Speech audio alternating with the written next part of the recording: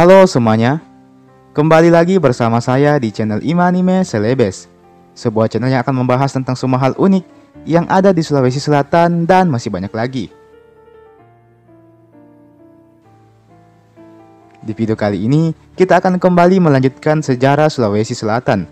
Dan di episode yang ke-9 ini, fokus bahasan kita masih tentang persaingan antara kerajaan Goa dan Bone, beserta aliansinya. Oke, sebelum lanjut ke pembahasan, saya mau mengajak teman-teman semua buat yang belum subscribe, supaya bisa terlebih dahulu ditekan tombol subscribe-nya, supaya channel ini bisa terus berkembang dan memberikan informasi, hiburan, serta wawasan kepada kita semua. Oke, kalau sudah, langsung saja. Mari kita masuk ke pembahasan.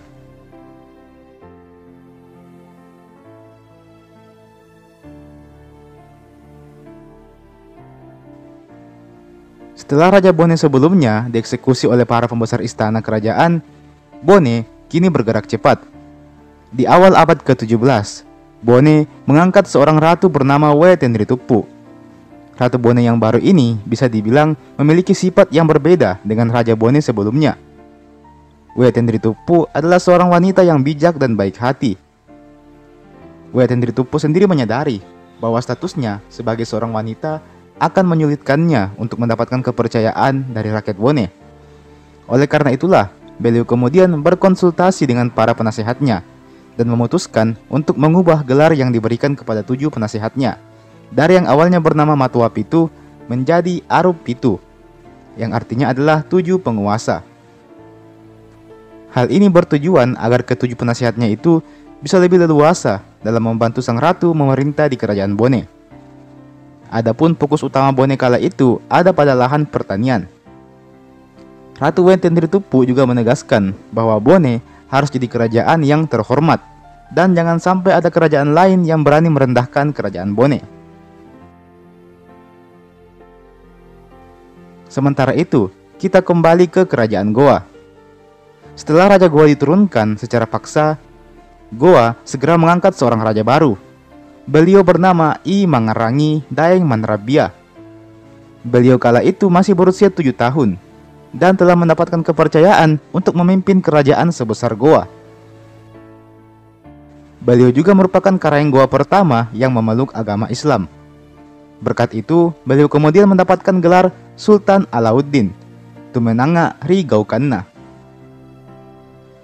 Sementara itu, untuk Perdana Menteri diserahkan kepada I Malingkaang dari kerajaan Talo. Beliau juga lebih dikenal dengan nama Karaeng Matoaya. Kala itu, beliau juga masih berusia 14 tahun. Beliau inilah yang kemudian dipercaya untuk mengatur Karaeng Goa yang masih berusia 7 tahun. Karaeng Matoaya memang bukan sembarang orang. Meski berusia 14 tahun, namun beliau telah dipercaya untuk memimpin pasukannya. Dan di usianya yang ke-16 tahun, beliau telah bertanggung jawab untuk mengurusi segala urusan di kerajaan. Beliau jugalah orang pertama di kerajaan Goa Talo yang memutuskan untuk memeluk Islam. Setelah beliau, masuk pula lah Karaeng Goa I Mangarangi, yang kemudian diikuti oleh seluruh rakyat Goa dan Talo. Keputusan Goa untuk memeluk Islam seolah menjadi berkat tersendiri buat Goa. Goa mendapatkan bantuan yang tak terhitung jumlahnya. Goa mendapatkan koneksi dengan kesultanan lain yang ada di Nusantara bahkan dunia. Berkat itu, Goa yang awalnya sudah kuat kini menjadi lebih kuat. Islam yang dianut Goa kala itu adalah Islam yang menekankan pada ajaran Sufisme. Maka untuk masa-masa selanjutnya, Goa berperang sambil terus menyebarluaskan ajaran Islam di semenanjung Sulawesi Selatan. Awalnya Goa mencoba mengajak Bone dan Sopeng untuk memeluk agama Islam. Namun ajakan tersebut justru ditolak. Sopeng adalah yang pertama kali menolak. Sopeng bahkan sempat mengejek Goa dan mempertanyakan identitas Goa sebagai bangsa yang hanya bisa ikut-ikutan dengan ajaran bangsa lain.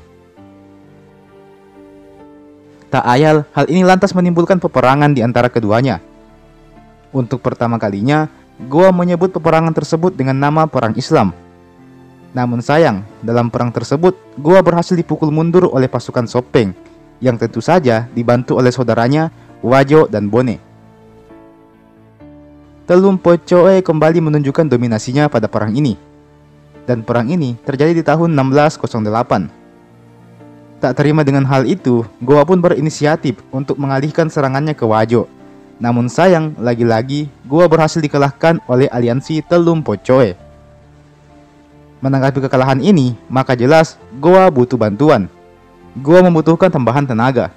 Maka Gowa pun memutuskan untuk menjalin kerjasama dengan kerajaan lain di Sulawesi Selatan, yang juga merupakan kerajaan pertama yang memeluk Islam.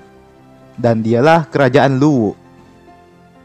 Karena sama-sama menjadi kerajaan Islam, maka Luwu pun menerima ajakan kerjasama Gowa.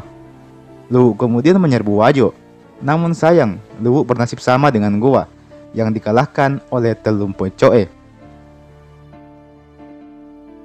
Perjuangan Gowa dan Luwu nampak sangat berat. Namun, kedua kerajaan itu tidak pernah menyerah untuk menyebarkan pengaruh Islam di Sulawesi Selatan. Alhasil, kerajaan pertama yang berhasil mereka taklukkan adalah kerajaan Sidendreng, yang kemudian juga ikut memeluk Islam. Tak lama setelah itu, kerajaan-kerajaan Bugis yang lainnya pun berhasil ditaklukkan dan resmi memeluk agama Islam. Ada Sopeng di tahun 1609, kemudian Wajo di tahun 1610, dan pada akhirnya Bone pun juga ikut memeluk Islam di tahun 1611. Namun sekalipun Arumpone kala itu, yakni La Tenrirua, telah memeluk Islam, para rakyat Bone tetap tidak mau mengikutinya. Akhirnya, rakyat Bone pun dengan tegas menolak Arumpone La Tenrirua. Rakyat Bone kemudian mengangkat Arumpone yang baru bernama Arung Timurung La Tenripale. Bersama dengan Arumpone yang baru ini, Bone kembali melancarkan serangannya ke Gowa dan berhasil membuat Gowa takluk.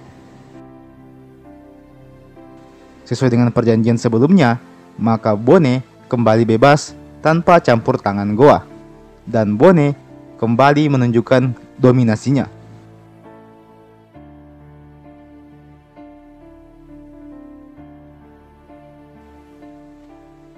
Dan teman-teman, itulah tadi sejarah Sulawesi Selatan episode yang ke-9. Kita masih akan lanjut ke episode-episode selanjutnya, mungkin beberapa hari setelah video ini saya upload. Jadi silahkan stay tune terus di channel ini. Oke? Jangan lupa untuk like ini video, jangan lupa juga untuk share ini video ke teman-teman yang lain, dan jangan lupa juga untuk subscribe ke channel ini tentunya. Dan nyalakan juga lonceng notifikasinya, supaya tidak ketinggalan lagi kalau misalnya ada video-video baru yang saya upload di channel ini. Oke? Dan saya juga ada pengumuman sedikit bahwa serial Ila Galigo akan kembali berlanjut. Serial Ila Galigo akan kita lanjutkan.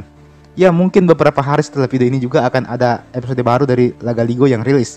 Jadi silakan teman-teman tunggu dan nantikan di channel ini. Terakhir saya ucapkan terima kasih banyak telah menonton sampai habis, dan sampai jumpa di video selanjutnya.